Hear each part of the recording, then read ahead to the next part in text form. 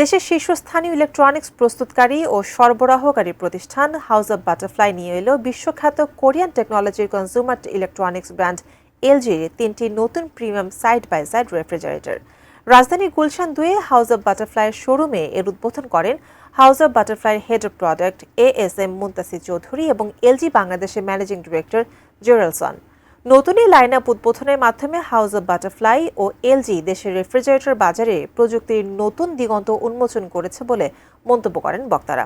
অনুষ্ঠানে অন্যান্যের মধ্যে উপস্থিত ছিলেন বাটারফ্লাই গ্রুপের head of marketing Mohammad Sajjad Mahmud, deputy manager Bipul Kumar Das, LG বাংলাদেশের প্রোডাক্ট ডিরেক্টর হান চাং হো, হোম সলিউশনস ও ডিটিএম হেড আশিফুল ইসলাম, মার্কেটিং ম্যানেজার কাজী ফয়সাল আল হাসান, বিজনেস ম্যানেজার মনোয়ার হোসেন।